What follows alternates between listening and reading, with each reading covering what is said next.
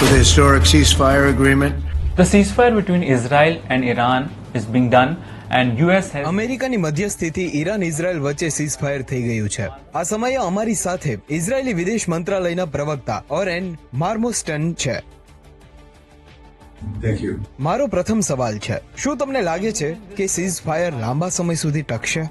The Iranians have been firing missiles. ઈરાને operation પહેલા, operation દરમિયાન અને તે પછી પણ મિસાઇલો ફેંકવાનું ચાલુ રાખ્યું. આનાથી ઈરાનની આક્રમકતા સ્પષ્ટ થાય છે. લોકોએ સમજવું જોઈએ કે અમે ફક્ત ઈરાનની લશ્કરી, પરમાણુ અને મિસાઇલ ફેક્ટરીઓને નિશાન બનાવી હતી, પરંતુ તેના બદલામાં તેણે અમારા નાગરિકો પર હુમલો કર્યો. આટલું જ નહીં, મસ્જિદ, હોસ્પિટલ, બાળકો અને સામાન્ય લોકોને પણ નિશાન બનાવ્યા. હું પણ લોકો સાથે શેલ્ટરમાં હતો. સીઝફાયર પછી અમેરિકી રાષ્ટ્રપતિ ડોનાલ્ડ ટ્રમ્પે જે ભાષાનો પ્રયોગ કર્યો તેના વિશે શું કહેશો?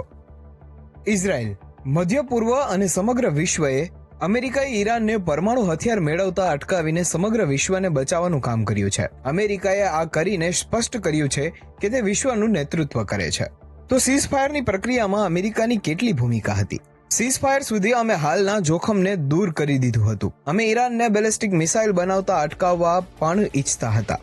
અમારો દેશ ખૂબ નાનો છે, તે ભારત જેવો નથી. ઈરાનથી અમને જોખમ હતું, તેથી આ કરવું જરૂરી હતું. અમે એક અલગ પ્રકારનું ભવિષ્ય ઈચ્છીએ છીએ. અમને લાગે છે કે આખું ક્ષેત્ર અબ્રાહમ સિંધી હેઠળ શાંતિ તરફ આગળ વધવું જોઈએ. ઈરાને પણ તેનો પરમાણુ કાર્યક્રમ છોડી દેવો જોઈએ. શું આ ઓપરેશન પછી ઈરાની પરમાણુ બોમ્બનું જોખમ હંમેશા માટે? આખો વિડિયો જોવા માટે ડાઉનલોડ કરો દિવ્ય ભાસ્કર એપ.